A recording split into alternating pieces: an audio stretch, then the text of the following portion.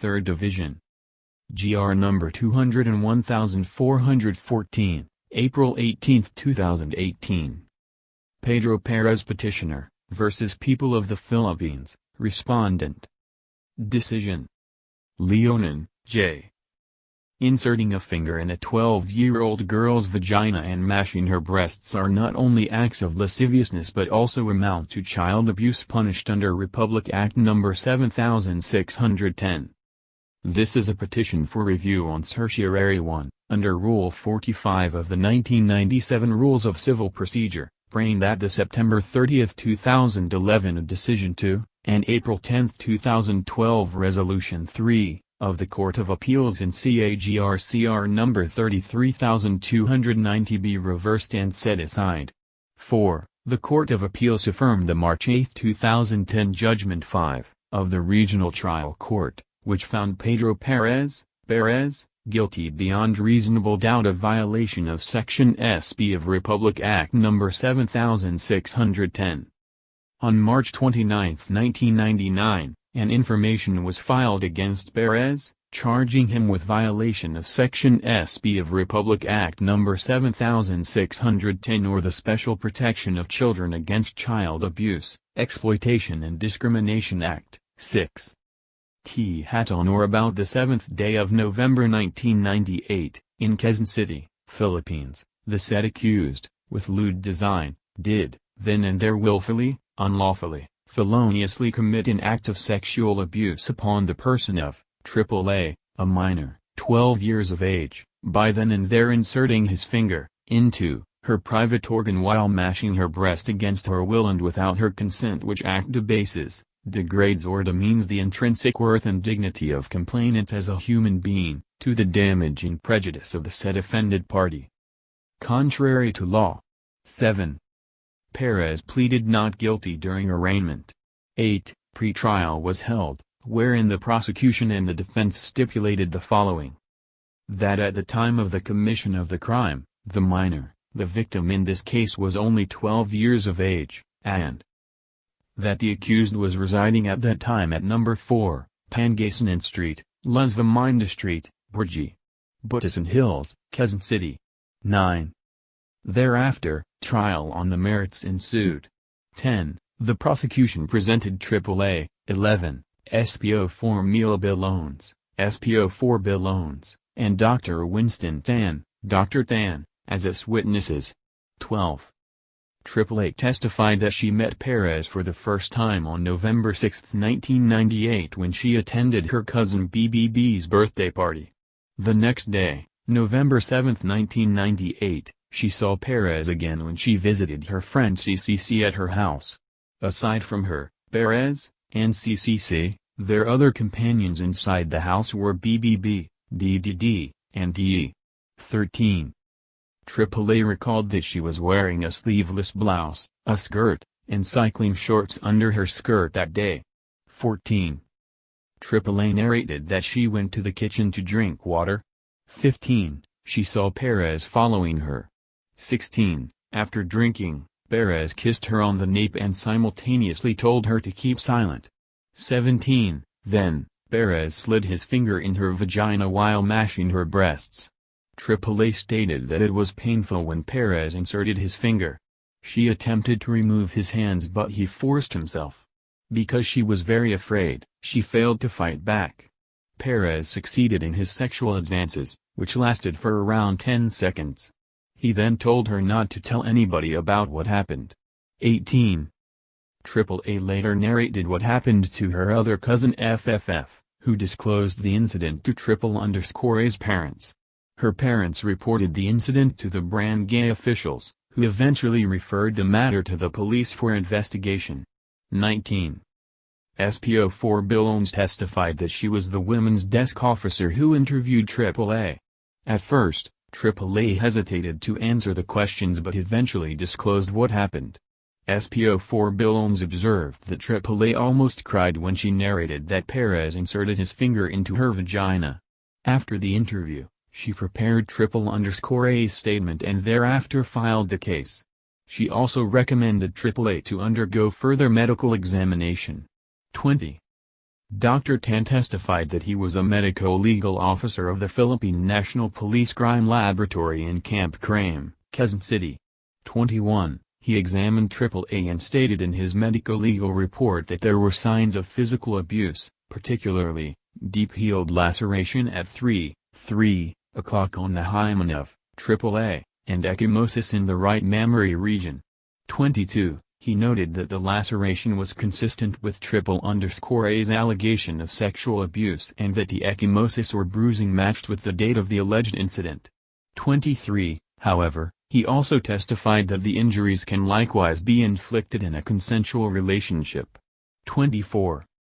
Meanwhile, defense presented Perez, his sister, Alma Perez, Alma, and CCC as its witnesses. 25. At the time of his testimony on May 23, 2005, Perez mentioned that he was 26 years old. Thus, he was about 19 years old in 1998 when the offense was committed. 26. Perez denied abusing AAA. He stated that he first met AAA on October 17, 1998. AAA purportedly informed him that she was already 16 years old. He testified that he was not romantically involved with AAA. However, AAA supposedly gave him a love letter through Alma, but he did not reciprocate her affection. He admitted that he met AAA again at BBB's birthday on November 6, 1998. 27. Perez narrated that on the day of the alleged incident, he and his aunt, Nana Rodrigo, went to a school in New Manila. He left her aunt around 6 p.m. and went straight home. 28.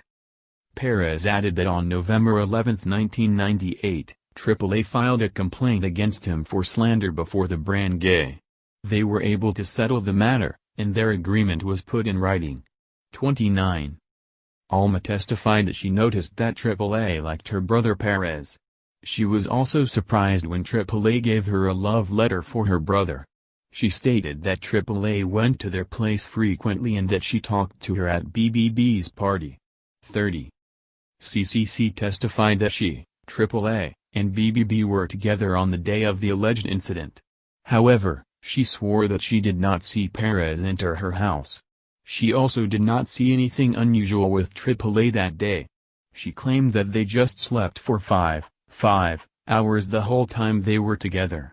31. On March 8, 2010, the Regional Trial Court rendered a judgment, 32, finding Perez guilty beyond reasonable doubt of violation of Section SB of Republic Act No. 7610, in relation to Article 336 of the Revised Penal Code.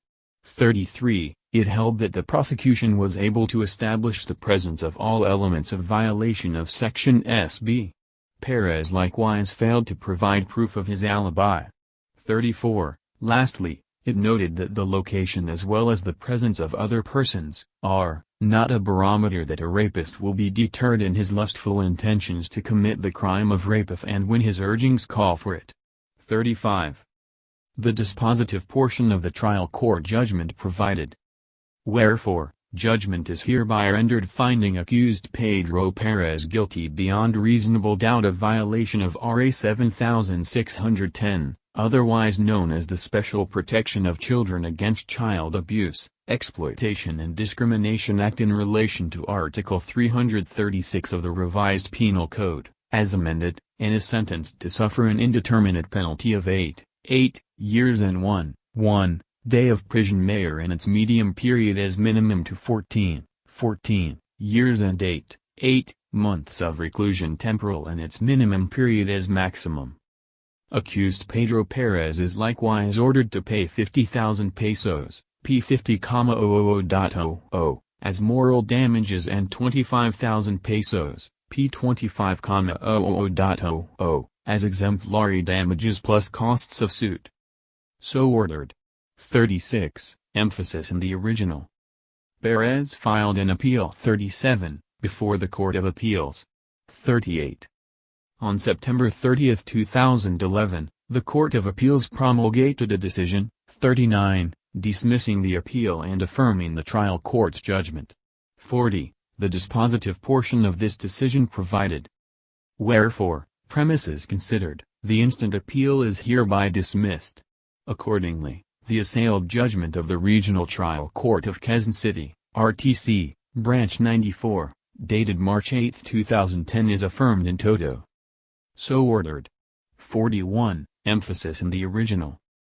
Perez moved for reconsideration, 42, which was denied by the Court of Appeals in its April 10, 2012 resolution.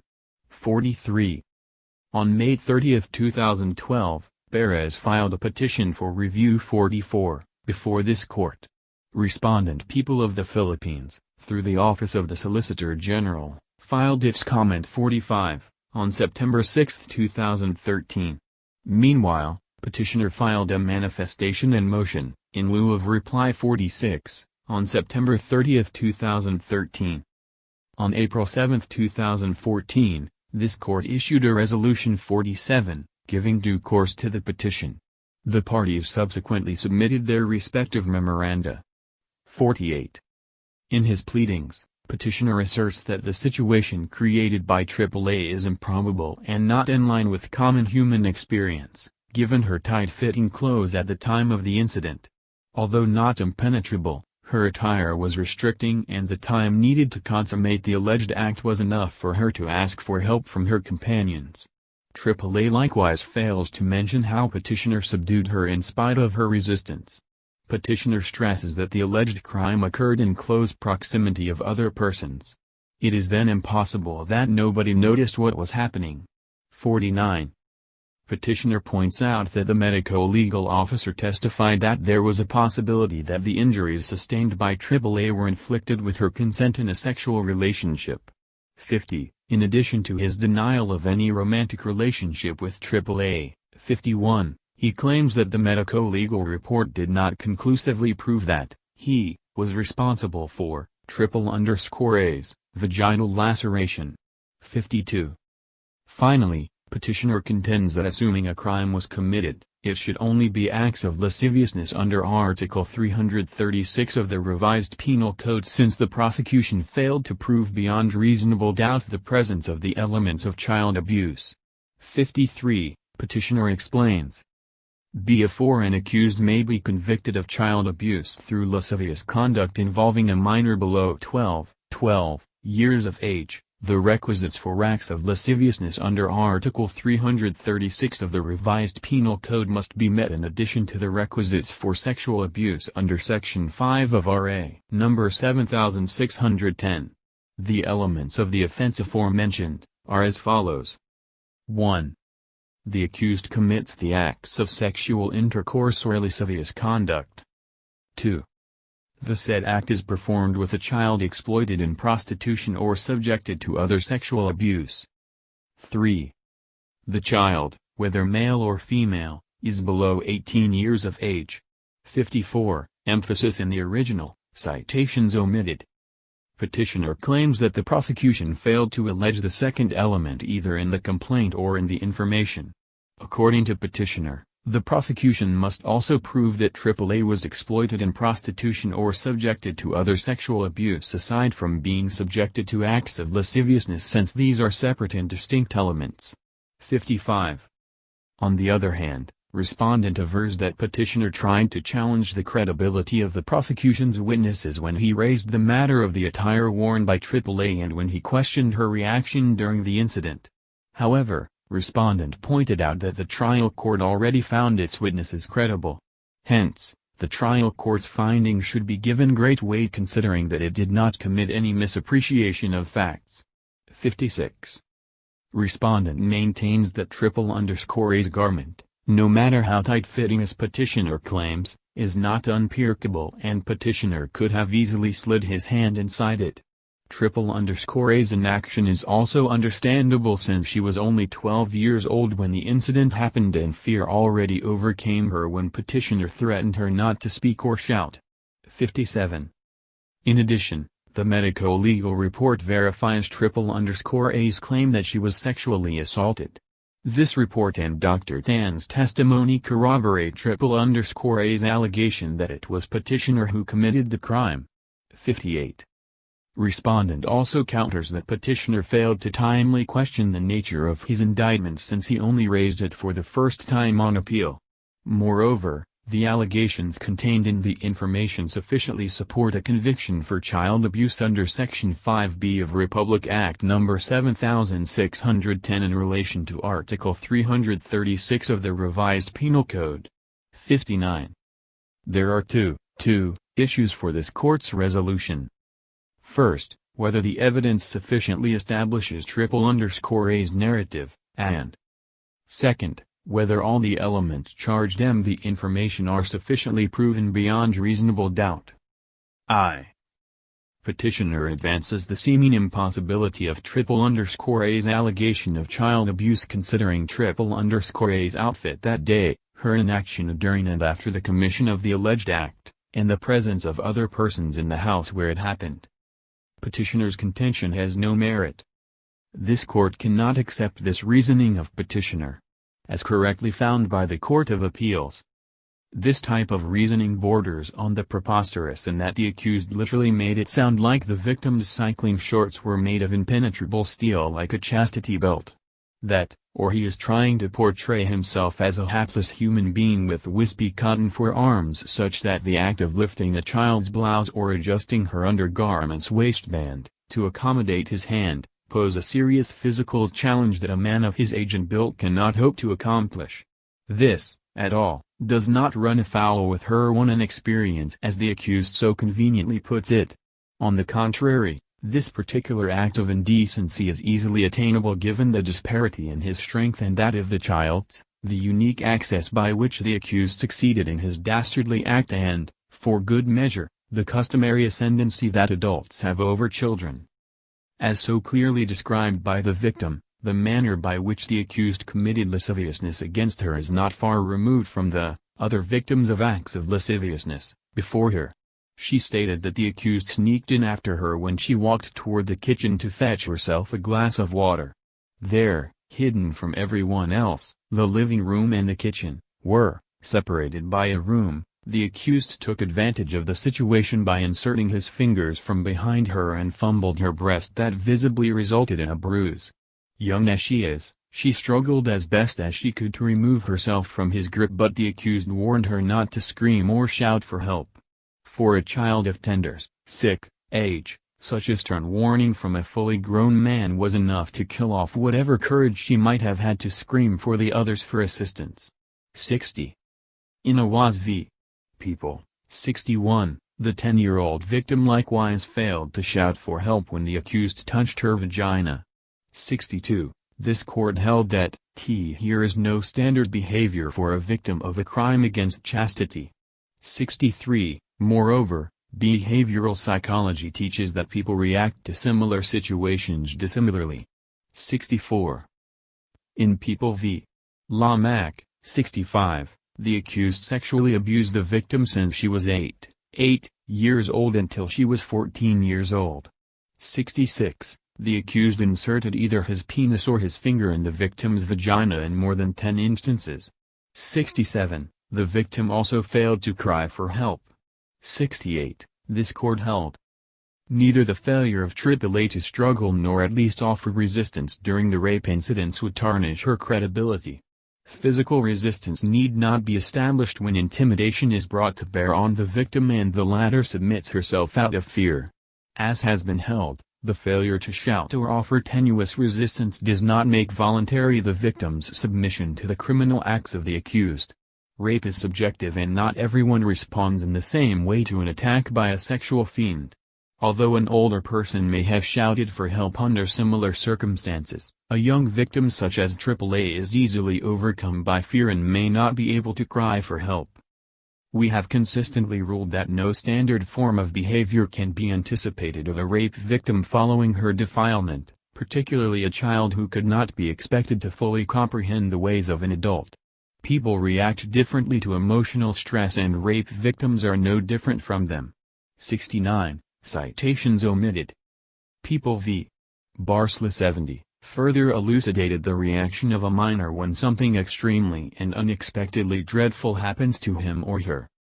Behavioral psychology teaches us that, Even among adults, people react to similar situations differently, and there is no standard form of human behavioral response when one is confronted with a startling or frightful experience. Let it be underscored that these cases involve victims of tender years, and with their simple, unsophisticated minds, they must not have fully understood and realized at first the repercussions of the contemptible nature of the acts committed against them. This court has repeatedly stated that no standard form of behavior could be anticipated of a rape victim following her defilement, particularly a child who could not be expected to fully comprehend the ways of an adult.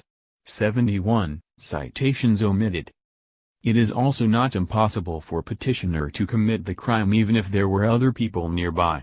In Barcelona, the accused was able to insert his finger inside the vagina of his 14-year-old stepdaughter while the victim's mother and her other sister were sleeping in the same room. 72. In People v.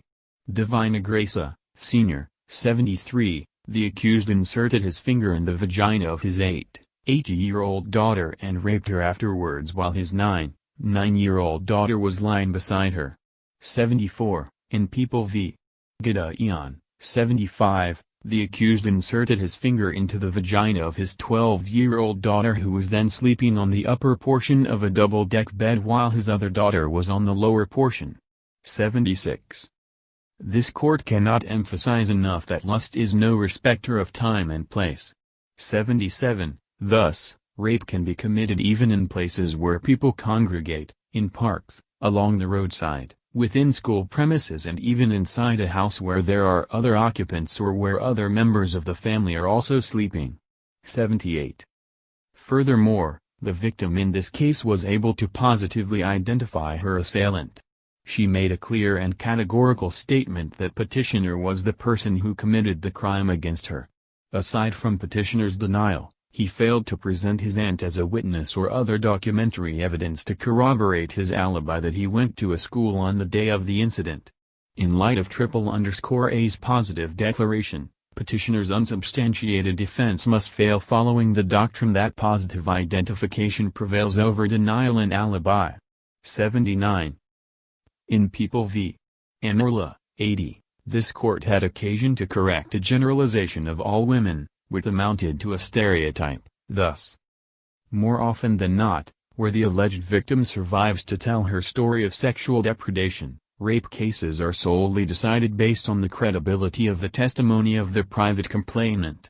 In doing so, we have hinged on the impression that no young Filipina of decent repute would publicly admit that she has been sexually abused, unless that is the truth, for it is her natural instinct to protect her honor. However, this misconception, particularly in this day and age, not only puts the accused at an unfair disadvantage, but creates a travesty of justice. The women's honor doctrine surfaced in our jurisprudence sometime in 1960. In the case of People v. Tano, the court affirmed the conviction of three armed robbers who took turns raping a person named Hermenegilda Domingo. The court, speaking through Justice Alayo Labrador, said, "It is a well-known fact that women, especially Filipinos, would not admit that they have been abused unless that abuse had actually happened. This is due to their natural instinct to protect their honor. We cannot believe that the offended party would have positively stated that intercourse took place unless it did actually take place." This opinion borders on the fallacy of non sequitur.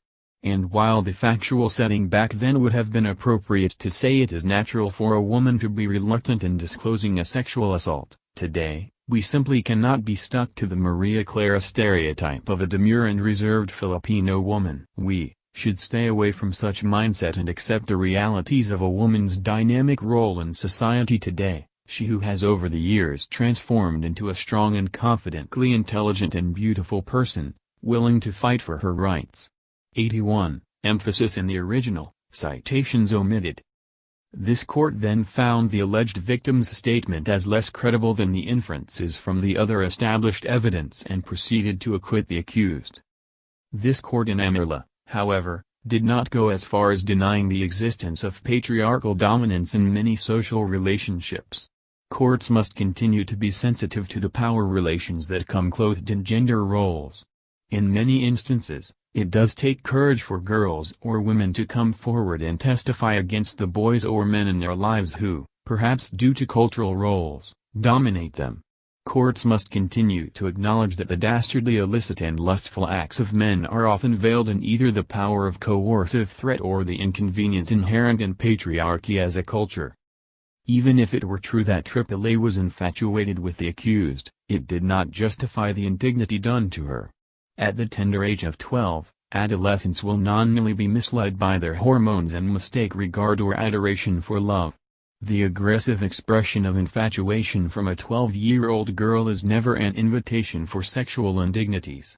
Certainly, it does not deserve the accused's mashing of her breasts or the insertion of his finger into her vagina. Consistent with our pronouncement in Amerla, AAA was no Maria Clara. Not being the fictitious and generalized demure girl, it does not make her testimony less credible, especially when supported by the other pieces of evidence presented in this case. 2. Petitioner asserts that even assuming that he is liable, he is only liable for acts of lasciviousness since the prosecution failed to prove all elements of child abuse under Section SB of Republic Act No. 7610. Petitioner is mistaken. Article 3, Section SB of Republic Act No. 7610 provides. Article 3. Child prostitution and other sexual abuse. Section 5. Child prostitution and other sexual abuse. Children, whether male or female, for money, profit, or any other consideration or due to the coercion or influence of any adult, syndicate or group, indulge in sexual intercourse or lascivious conduct, are deemed to be children exploited in prostitution and other sexual abuse. The penalty of reclusion temporal in its medium period to reclusion perpetua shall be imposed upon the following.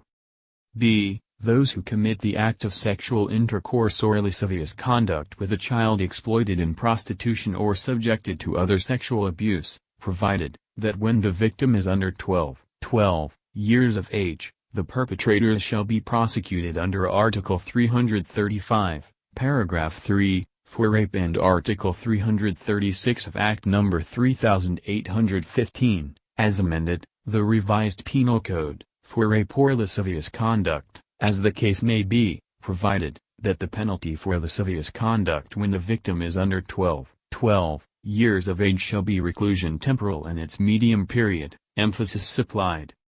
Under Section 5b, the elements of sexual abuse are: 1. The accused commits the act of sexual intercourse or lascivious conduct.